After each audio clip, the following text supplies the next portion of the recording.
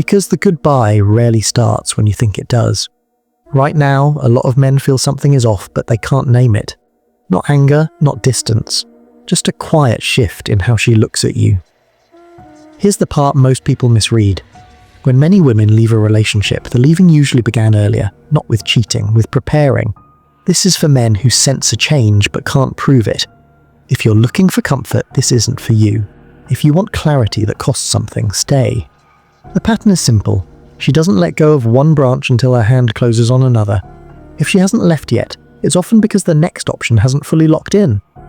That sentence lands hard. Not because it's cruel, because it explains what your instincts already picked up. The emotion most men feel in this moment is confusion. You're still there. You're still showing up. But something inside the relationship has already shifted. Why does this keep happening? Most men think breakups happen because of unhappiness, arguments, boredom, a lack of effort. Those things exist, but they rarely trigger the exit. What usually triggers the exit is leverage. Many women treat relationships like employment, not cold, not heartless, practical. They don't quit because the job feels bad. They quit because a better offer is real. That doesn't make her a villain. It makes her human inside a system that rewards security. Here's where the misunderstanding begins. You think love is the reason people stay. She thinks stability is the reason relationships survive. When stability is threatened or improved elsewhere, the math changes. Notice the ordinary signs. Her phone turns face down. She laughs, but not with you. She becomes busy in a way that can't be questioned. Conversations become polite. Decisions become vague. Nothing explodes. Everything cools. This isn't drama. This is repositioning. The cost to you is quiet. You start doubting your perception. You try harder. You get nicer. You become safer. And without realizing it, you lower your own leverage. That is not attractive. It is survivable. Those are not the same thing. Here's the part that makes people uncomfortable. Most women don't leave for a better man. They leave for a clearer future. Security, emotional predictability, social alignment, momentum. The next branch doesn't have to be exciting. It just has to feel certain. And certainty is built before the breakup, not after. Watch the micro moments. She asks questions about his job. She tests emotional availability. She checks whether he's single. She doesn't call it interest, she calls it just talking. Nothing physical has to happen. The exit is already being planned. The cost to you isn't just the relationship. It's your dignity. You're still investing in something that's already being evaluated against alternatives. You're in a job you don't know you're about to be replaced from. Why do people disagree here? Because it feels harsh. Because it sounds like blame. But observation isn't accusation. This pattern doesn't mean women are unfaithful. It means they are strategic in uncertainty. Men often endure discomfort longer. Women often prepare for transition. Different survival styles. Think about how many men stay in bad relationships hoping things will improve. Think about how many women quietly create an exit plan before making the move. Neither is morally superior, but only one of them surprises the other. Here's the misread. You think the breakup is sudden. She thinks it's overdue. That gap is where the pain lives. There's a moment most men miss.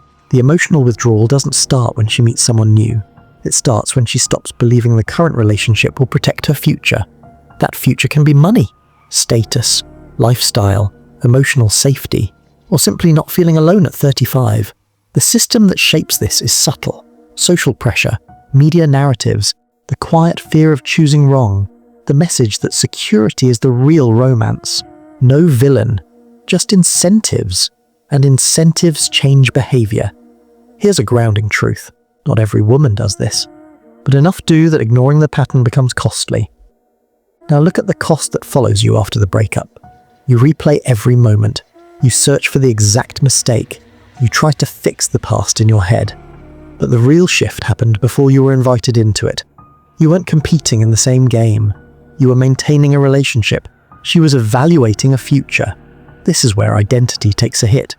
You start to ask what you lack. Money? Drive? Edge? Purpose? Sometimes the answer isn't that you lacked anything. It's that you stopped growing in a way that made the future feel open. Stability without trajectory feels like a ceiling. Comfort without direction feels like a cage. Here's the uncomfortable mirror. Many men become reliable and forget to become rare. They become dependable and forget to be progressing. They become present and forget to be moving. Reliability keeps a relationship alive. Progress gives it oxygen. When another man appears who represents movement, not just presence, the contrast is loud, not because he is better, because he signals forward. The next branch is rarely about passion, it's about possibility. This is why some men say, "She left when I finally got comfortable." What they mean is, I stopped showing where my life was going. Comfort is not the enemy. Stagnation is. And stagnation isn't loud. It feels peaceful. Until it isn't. Here's a micro relief. This isn't about becoming aggressive. It isn't about control. It isn't about suspicion. It's about understanding the game you're in. If a relationship is your entire future, it feels safe. If your future is larger than the relationship, it feels magnetic. Now consider the moment just before the breakup. She's calmer than you. She has already processed the loss. She has already imagined life without you. She isn't cruel. She's ready. You are not. That imbalance is what makes the end feel brutal. You're losing something in real time. She lost it weeks or months ago. The cost to your self-respect is that you are still negotiating while she was already walking. There's another layer people don't like to hear. Women are socialized to avoid direct conflict. Men are socialized to endure. So the exit becomes quiet rather than honest. Prepared rather than discussed. This doesn't mean she wanted to hurt you. It means the system rewards clean landings. And here's where the pattern repeats. After the breakup, many men rush to understand what went wrong. Many women step into what they already built. One feels abandoned, one feels aligned. This isn't romance, this is logistics wrapped in emotion. So what actually matters if you don't want to be replaced quietly? Not control, not surveillance, not becoming colder. Leverage. Leverage is not manipulation. It's the reality that your presence changes the future someone sees. Leverage comes from direction, from competence, from a life that is expanding. You don't need to be the best man in the room. You need to be a man whose trajectory is visible. Because women don't leave what still feels like it's going somewhere. Here's the identity threat. If your value is only what you provide inside the relationship, you are replaceable. If your value is who you are becoming, you are not. This isn't about blaming women. It's about refusing to misunderstand reality. The world rewards preparation. Relationships are not exempt. Now, one question always appears. What about love? Love is real. But love does not cancel incentives. Love doesn't erase fear. Love doesn't guarantee alignment. Love is the emotion. Security is the decision. And decisions shape outcomes. If you're listening to this and feeling exposed, that's not an attack. That's recognition. You don't need to harden. You need to expand. Not for her, for yourself. Because here's the long-term cost if you don't. You become the man who is always surprised by endings. You become the man who gives his best when it's already too late. You become the man who confuses being needed with being chosen. There is a difference. Being needed is about utility. Being chosen is about direction. The next branch always represents direction. This is why arguments about who is right miss the point. The system doesn't care about fairness. It responds to momentum. You don't win by being nicer. You don't win by pleading. You don't win by holding tighter.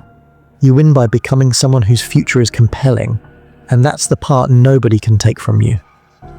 Now here's what stays unresolved. Even when you understand this, you can't control another person's choices. You can only change the position you stand in when those choices are made. Some men will hear this and get bitter. Some will get paranoid. Those men will leave. The men who stay with this idea are the ones who stop being surprised by life. They build a trajectory that doesn't depend on being chosen. And ironically, that's what makes them chosen. Not because women are calculating, because direction is attractive in a world full of drift. If you've made it this far, you're not here for comfort. You're here because something in your past didn't make sense until now. You felt the distance before the words. You sensed the ending before the conversation. You weren't crazy. You were late to a decision that had already been made. That recognition is the beginning of leverage. This channel isn't about blaming women. It's about seeing the systems that shape behavior so you can stop losing to what you don't understand. You don't need advice. You need alignment. And if this hit where it wasn't supposed to, you already know what comes next. Not a fix, not a speech, a direction. That's who stays here.